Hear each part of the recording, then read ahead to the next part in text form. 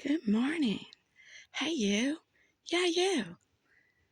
Good morning to you. Good morning to you. Oh, precious person, people, everybody. What a beautiful day. Freshly snowed here. It's just absolutely gorgeous. Beautiful day to be alive.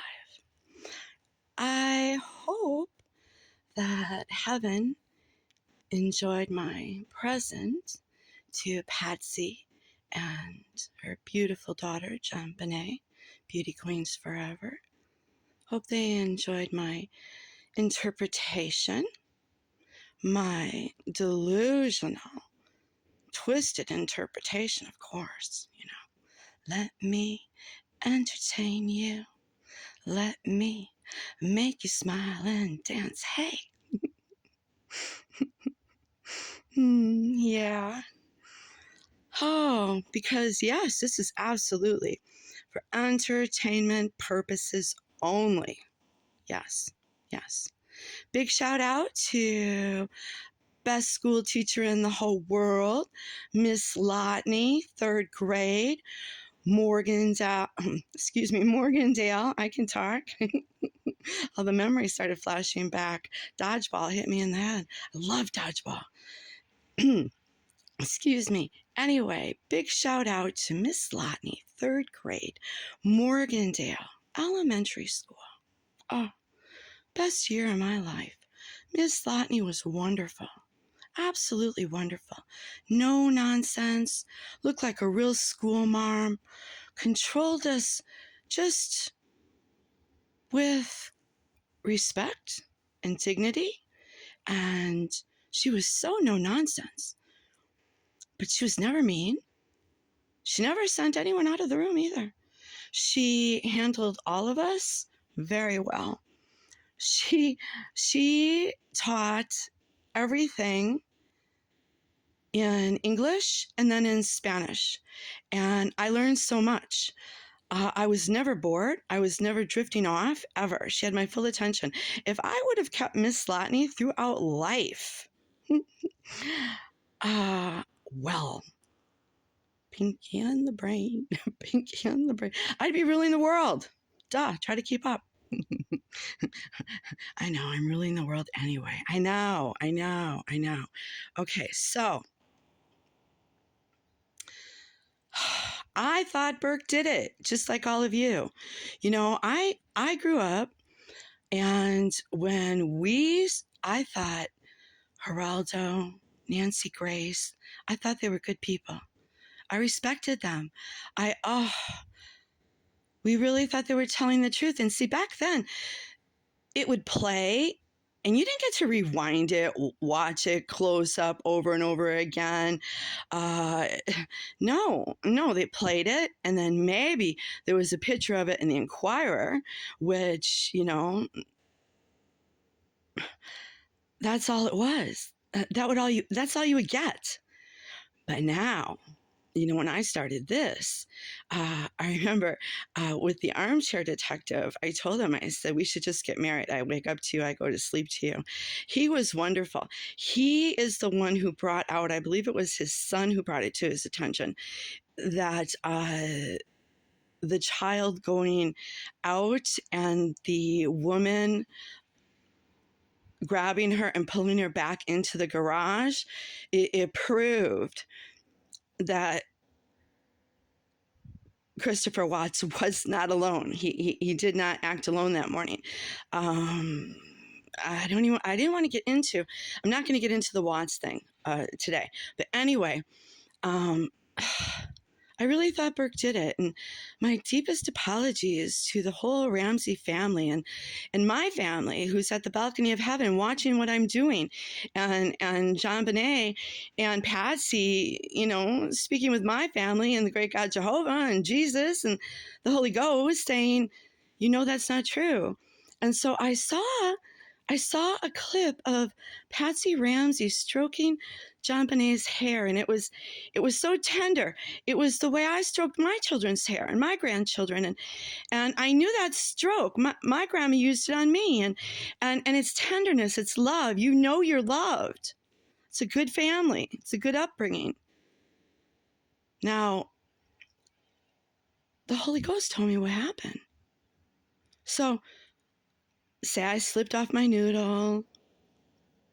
Go ahead, because I prayed when I saw that. And I said, oh, she didn't do it, did she? Burke didn't do it. Who did it, Father? Show me who did it.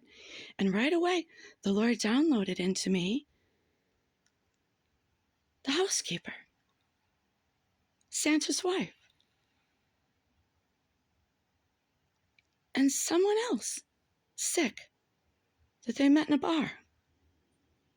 Because, everybody poor hates the rich. They're treated terrible. I'll admit it. I grew up well. I know. I just know, okay? Anyway,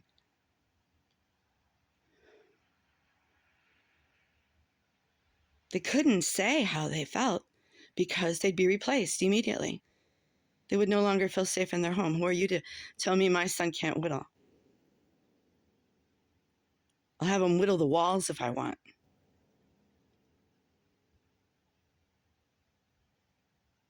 She hated Patsy. She could never be Patsy. Even with money, she couldn't be Patsy. I found it alarming that little girl was hit in the crotch first. It was like she wanted people to desire her, but never would.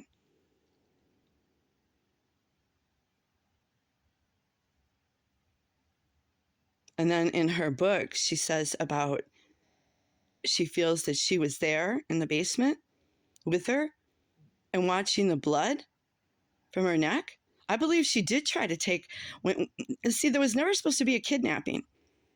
It was only to torture the Ramseys. It was only to hurt them forever with all their money.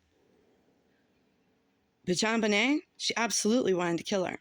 That's why she kept telling the family, oh, she's so beautiful. She could get kidnapped. She's going to get kidnapped. Better watch her. This was planned for a long time. A long time. That's why the note said tomorrow.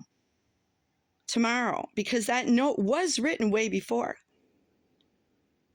They didn't count on him really calling the police. They thought they'd be scared and stupid enough to not call the police and just eventually find their daughter dead in the basement. Now, that window was opened so that you really couldn't tell a time of death because of the cold. They wanted it cold. Of course, they couldn't change the thermostat. Like Gypsy. And you can believe before that boy even got on the bus, her mother was dead. You can believe that. But you can believe her mother was going to kill her. You can believe that. Nobody was going to listen to Gypsy. But we're not talking about that now. Anyway. Patsy Ramsey, that housekeeper, hated her, hated JonBenét. The beauty queens that she could never be, not even with money. And let's talk about Mrs. Claus. I know she wasn't Mrs. Claus, but Santa's wife. Now, did they have a child that died? Was that her child? And what's this about a screenplay or a script or something that she wrote about a little girl being murdered and the parents finding her in the basement? See, it was meant to torture. These two sick hags hated rich people and they hated the Ramseys. And they all had to pretend that they loved them so. Oh. Because if they could get a vacation or get into this family, they would. And where's proof of this dental work that it ever even took place? It was all made to look like the Ramseys did it and they were just bumbling idiots. Knowing that he'd sleep through anything. It's all in her book, her confession. Read it. Read it. Merry Christmas, JonBenét. Merry Christmas, Patsy. Merry Christmas, Burke. Merry Christmas, Mr. Ray.